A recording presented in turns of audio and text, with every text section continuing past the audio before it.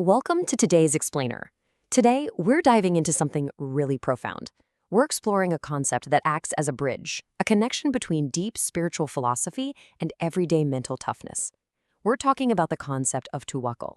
It's a principle that defines this incredibly delicate and honestly often misunderstood balance between giving something your absolute maximum human effort and having total, unwavering trust in the divine. If you've ever felt completely overwhelmed by how unpredictable life can be, well, the framework we're unpacking today is going to offer a fascinating new way to look at those exact feelings. So, let's jump right in. Let's be real for a second. Have you ever felt totally surrounded by problems, even when you're trying your absolute hardest? I want you to really sit with that thought for a moment, because we're talking about a universally common and, frankly, painful human experience. You sit down, you meticulously map out your life, you pour your literal blood, sweat, and tears into a project, or a relationship, or a massive goal, and yet, the walls still seem to close in. You do everything right, but the problems just seem to multiply out of nowhere. Section 1. The reality of life's struggles. It's absolutely crucial that we first validate this experience because we all go through it. We plan. We work incredibly hard. We exhaust literally every single option available to us. And yet, time and time again, the results just fall drastically short of what we expected. It's that gut-wrenching, helpless feeling when your maximum human effort seems to yield zero reward. And you know what? It's exactly at this painful intersection, high effort, low return, where the concept of tawakkul becomes absolutely necessary for our survival. Section 2. The true meaning of tawakkul. So how do we actively combat this feeling of helplessness? Well, first, we have got to shatter a massive myth. A lot of folks mistakenly believe that having trust or reliance, which is tawakkul, means passive resignation. Just sitting idle, throwing your hands up, waiting for a miracle. But the reality is the exact opposite. True tawakkul requires you to utilize all permissible means. It demands your absolute maximum effort first. Only after you've totally exhausted your human capabilities do you completely entrust the outcome to Allah. It's an active, working partnership, intense hard work followed by profound surrender. To really anchor this concept, there's an incredibly powerful verse in the Quran. And whoever relies upon Allah, then He is sufficient for him. Listen, this isn't just some nice philosophical sentiment. It's the ultimate guarantee. It is the absolute anchor for a believer's peace of mind. It's a promise that when you combine your hard work with this deep, profound reliance, you are never, ever left unsupported. Section 3. Great examples of prophets. To really grasp how this works in practice, we need to look at historical blueprints. Let's look at figures who faced the most terrifying, impossible odds imaginable.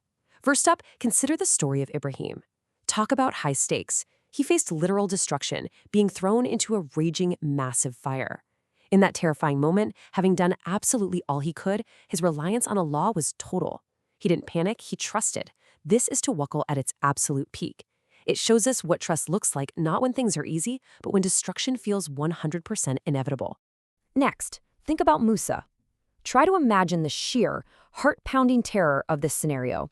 You've got an impassable, raging sea directly in front of you, and a vicious, heavily armed army led by Pharaoh rapidly closing in from behind. Talk about being stuck between a rock and a hard place. Every single worldly metric is screaming that it's the end. And yet, maintaining unwavering, ironclad spiritual reliance in that exact moment of being completely cornered, that is the very definition of tawakkul. And this brings us to the historical peak of these examples. Prophet Muhammad during the perilous migration.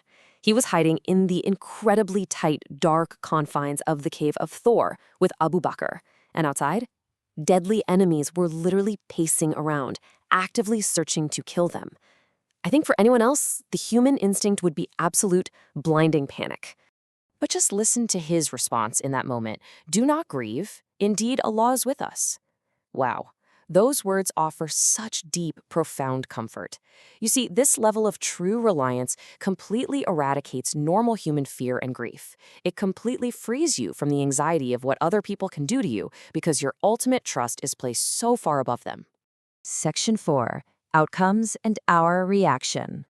Okay, so how do we take these massive historical examples and apply them to our mindset today? The crucial takeaway is this. Our job is simply to make the effort. That's it. The ultimate results, they are entirely out of our hands. And recognizing this clear division of labor is literally a game changer. It is so liberating. It frees us from the paralyzing, heavy anxiety of trying to control the uncontrollable. You do your part, and you just let go of the rest. And this actually gives us a really precise, practical mental checklist for processing whatever life throws at us. Step 1, if your desire is granted, your immediate reaction should be pure gratitude. Step 2, if your desire is delayed, well, practice patience. And step 3, if an entirely different decision is made for you, find acceptance. Why? Because Allah knows what we do not know. When you look at it through this lens, every single one of these outcomes, even the ones that sting like rejections, are ultimately just blessings in disguise. Section 5, True Peace and Success. This leads to the ultimate empowerment that comes from this entire mindset shift. Ready for it? A true believer never loses. Just let that sink in for a second. By working hard, making your prayers, and then genuinely handing the reins over to a higher power, you simply cannot fail in the grand scheme of life. If you hit your goals and achieve worldly success, it's a beautiful blessing. But if you face a severe trial or a major setback, it is not a punishment. It's a source of hidden good and future reward. You are fundamentally completely insulated from true loss. We're going to wrap up our explainer today with this powerful thought. He for whom Allah is sufficient needs absolutely no other support.